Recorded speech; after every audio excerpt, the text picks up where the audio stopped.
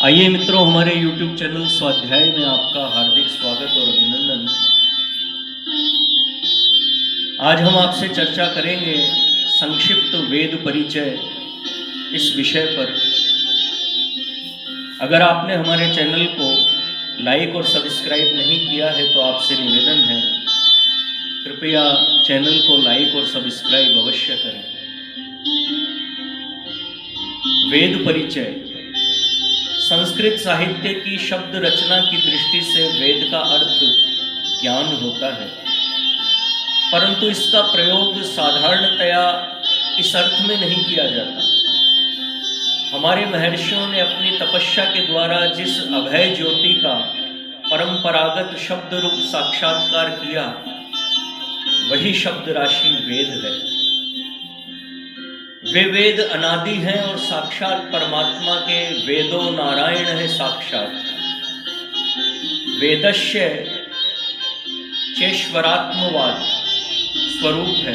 महर्षियों के द्वारा साक्षात प्रत्यक्ष गोचर होने के कारण इनमें कहीं भी असत्य या अविश्वास के लिए स्थान नहीं।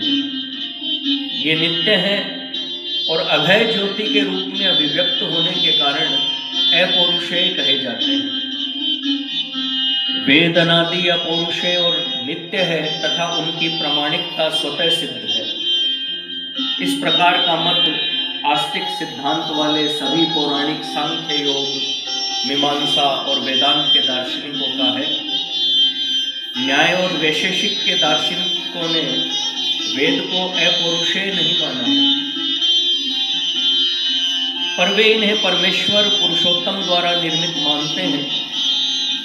इन दोनों शाखाओं के दार्शनिकों ने भी वेद को प्रमाण माना है और उसकी आनुपूर्वी शब्दोच्चारण क्रम को सृष्टि के आरंभ से लेकर अब तक अविच्छिन्न रूप में प्रवृत्त माना है। जो वेद के प्रमाण को नहीं मानते वे आस्तिक नहीं कहे जाते। अतः सभी आस्तिक मत वाले वेद को प्रमाण मानने में एक मत है।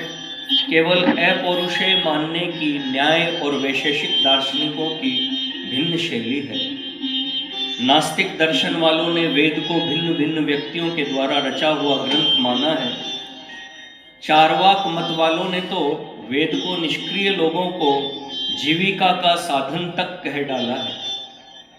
अतः नास्तिक मतवादी वेद को न तो अनादि मानते हैं, न अपौरुषेय और न नित्य ही, और न इनकी प्रामाणिकता में ही विश्वास करते हैं। वेद चार है। वर्तमान काल में वेद चार माने जाते हैं। उनके नाम हैं ऋग्वेद, यजुर्वेद, सामवेद और अथर्ववेद। द्वापर युग की समाप्ति के पूर्व वेदों के उक्त चार विभाग नहीं माने जाते थे। उस समय तो ऋग, यजु, साम इन तीन शब्द शैलियों की संग्रहात्मक एक विशिष्ट अध्ययनीय शब्द राशि ही वेद कहलाती थी। यहाँ यह कहना भी अप्रासंगिक नहीं होगा कि परमपिता परमेश्वर ने प्रत्येक कल्प के आरंभ में सर्वप्रथम ब्रह्मा जी परमेष्टि प्रजापति के हृदय में समस्त वेदों का प्रादुर्भाव कराया था, जो उनके चारों मुखों में सर्वदा विद्यमान रहते हैं। ब्रह्मा जी की ऋषि संतानों ने आगे चलकर तपस्या के द्वारा इसी शब्द राशि का साक्षात्कार किया और पठन पाठन की प्रणाली से इनका संरक्षण किया। विश्व में शब्द प्रयोग की तीन ही शैलियां होती है, जिनकी पद्य, गद्य और गान रूप से जनसाधारण में प्रसिद्धि है। पद्य में अक्षर संख्या, पाद एवं विराम का निश्चित नियम रहता है। अतः निश्चित अक्षर संख्या, पाद एवं विराम वाले वेद मंत्रों की संज्ञा ऋग है। जिन मंत्रों में छंद के नियमानुसार अक्षर संख्या, पाद एवं विराम नहीं है, वे गद्यात्मक मंत्र यजु कहलाते हैं और जितने मंत्र गानात्मक हैं वे मंत्र साम कहलाते हैं। इन तीन प्रकार की शैलियों के आधार पर ही शास्त्र एवं लोक में वेद के लिए त्रयी शब्द का भी व्यवहार किया जाता है। वेद का पठन पाठन करने का क्रम गुरुमुख से सुनकर स्वयं अभ्यास करना अब तक चला आ रहा है। आज भी बिना गुरुमुख से सुने केवल पुस्तक के आधार पर ही मंत्राभ्यास करना निंदनीय एवं निष्फल माना जाता है। इस प्रकार वेद के संरक्षण एवं सफलता की दृष्टि से गुरुमुख से सुनने एवं उसे याद करने का अत्यंत महत्व है। इसी कारण वेद को श्रुति तथा अनुश्रव भी कहते हैं। तदतिरिक्त वेद परिश्रम पूर्वक अभ्यास द्वारा संरक्षणीय है, इस कारण इसका नाम आमनाय भी है। त्रयी श्रुति और आमनाय, ये तीनों शब्द आस्तिक ग्रंथों में वेद के लिए व्यवहार में लाए जाते हैं। श्रुति, स्त्री, वेद, आमनाय। उस समय द्वापर युग की समाप्ति के समय इस रूप में एक वेद का पढ़ाना और अभ्यास कराना सरल कार्य नहीं था।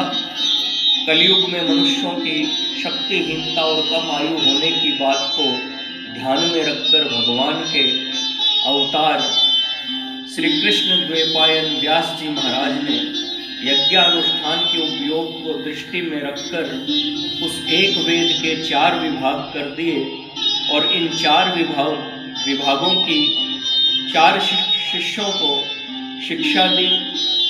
ये ही 4 विभाग आजकल ऋग्वेद, यजुर्वेद, सामवेद और अथर्ववेद के नाम से प्रसिद्ध हैं। पैल, वैशंपायन, जैमिनी और सुमंतु नामक 4 शिष्यों ने अपने अधीत वेदों के संरक्षण एवं प्रसार के लिए अपने भिन्न भिन्न शाकल आदि शिष्यों को पढ़ाया। उन्हीं शिष्यों के मनोयोग एवं प्रचार के कारण वे शाखाएं उन्हीं के नाम से आज तक प्रसिद्ध हो रही है। यहाँ यह कहना अनुचित नहीं होगा कि शाखा संबंधित कोई भी मुनि मंत्र दृष्टा ऋषि नहीं है और न वह शाखा उनकी रचना है। मित्रों, यह थी वेद परिचय, संक्षिप्त वेद परिचय, वेदों के विषय में संक्षिप्त जानकारी। धन्यवाद।